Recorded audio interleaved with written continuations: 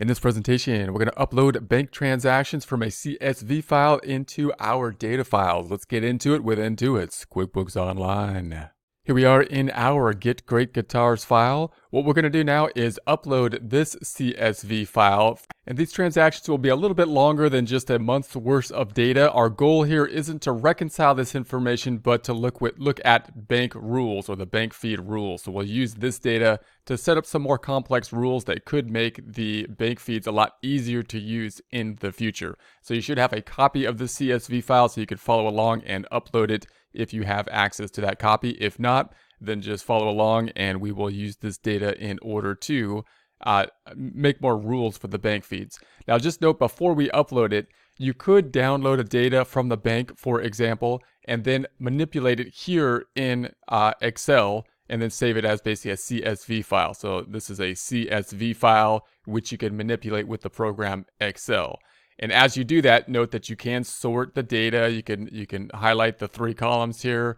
We can go up top to the data, and we can use the filter option and sort the data by the different areas. And you might want to sort it by, for example, name, and then think about the different kind of rules that you might have. So if I was to sort it, for example, by name, then I can then see Amazon, these different Amazon items, and say, hey, do I want to make those one vendor, or are these different in some way?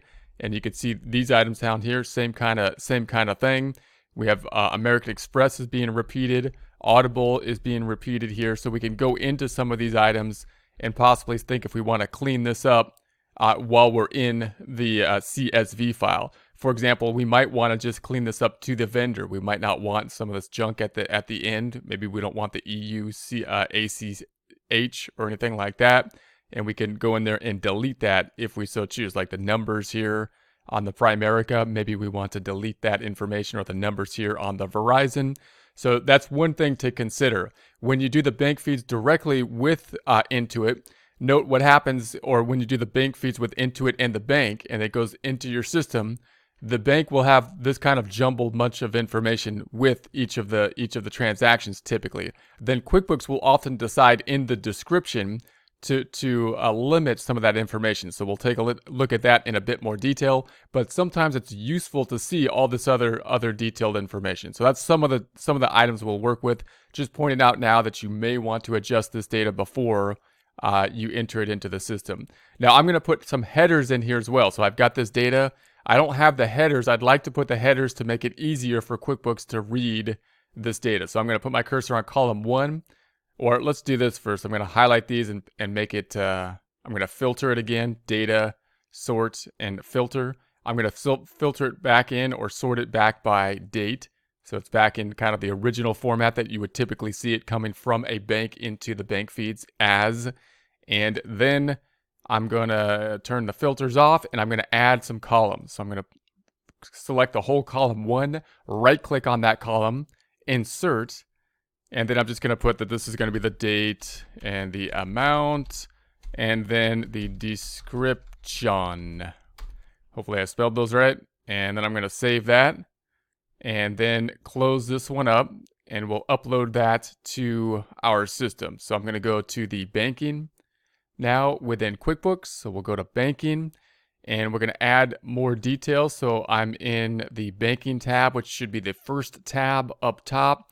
We're going to file upload. So we're going to upload the file here, just like we have seen in the past. I'm going to then browse for that data file.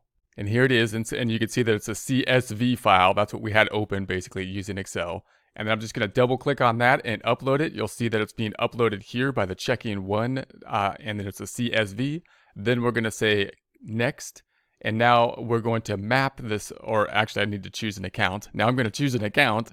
And so I'll select the drop down. I'm going to put this into our checking account. So it's going to go into the checking account. And then we're going to say next. And then we need to map this thing out. So the column 1 is the date. Column 3 is the description. And then the amount it didn't pick up for whatever reason. So I'm going to pick up the amount, which is column 2. Then it's going to be a CSV file amounts in. We have one column with positive and negative numbers. That's typically how most of the CSV files or the bank feed information I've seen from different institutions look like. So that's what I usually have been using. with what I've seen on these items. But if you have 2 columns, then you select the 2 column. So I'm going to say next. It shows us our data, so this is our information. So it looks like it's importing correctly. Now when I say next, it's going to import not to the data file. It's not going to go to our financial statements, but into kind of like that holding field that we can then manipulate. So I'm going to say next, and it says QuickBooks will import 39 transactions using the field you choose. So I'm going to say yes, please import that information. So then note it's accepted. Your transactions, you're in your own bank info goes into QuickBooks. Transactions only show up in your books after you review and accept them. So they're not in our books yet. We have to review and accept them. So we're going to say, yes, that's fine. Let's go. And then this is going to be our information. Now, again, note that it's usually going to be in there by date. That's the default.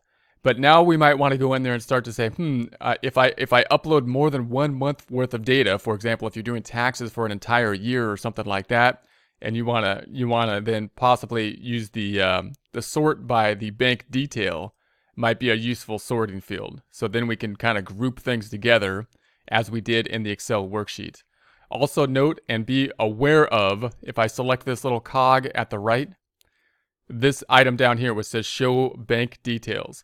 By default, I believe this will be off. So if I turn that off and I expand this description tab, note that QuickBooks has limited this, well, it may limit this description tag a lot. If you look at these descriptions, they're going to be shorter.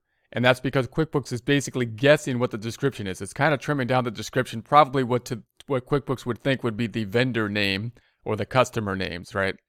But that's not a perfect thing, number one. So you want to be careful of that, and you want to, if you have a question about what's happening here, you might want to jump to the full description or just work in the full description.